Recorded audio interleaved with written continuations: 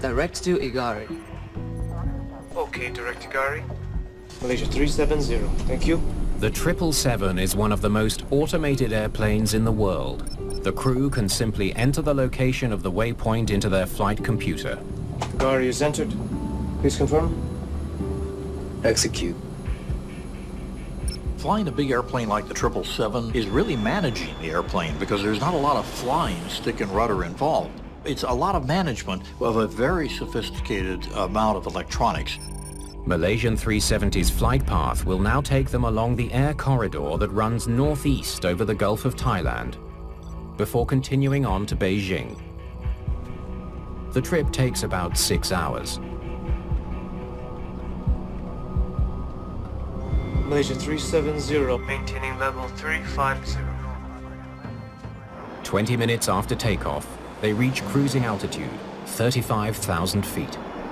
When you get a big jet up to altitude and you've got her on autopilot, you've leveled off, you've run your cruise checklist, it really is time now to kind of throw the straps off and relax a little bit. The crew will now monitor the autopilot until they're ready to land. Controllers in Kuala Lumpur will only track the plane while it's in Malaysian airspace, about 20 minutes more. As the plane crosses the Gulf of Thailand, controllers in Vietnam will take over.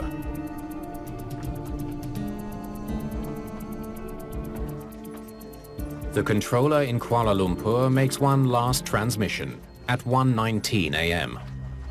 370, contact Ho Chi Minh, 120.9. Good night. Good night, Malaysia 370. When we found out what was said from the cockpit of Malaysian Flight 370, it was perfectly routine, absolutely boilerplate. That's what airline pilots and flight controllers say to each other.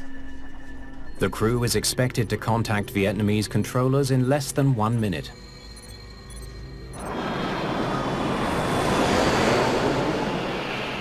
But 19 minutes later, there's no word from Flight 370. Malaysian 370, this is Ho Chi Minh. Please contact control. Malaysia 370. Controllers in Vietnam and Malaysia tried desperately to reach the missing plane. Contact control. Malaysia 370, do you copy? Malaysia 370, this is Kuala Lumpur, do you copy? There's no response from the cockpit and no sign of the plane on radar. Flight 370 has vanished without a trace.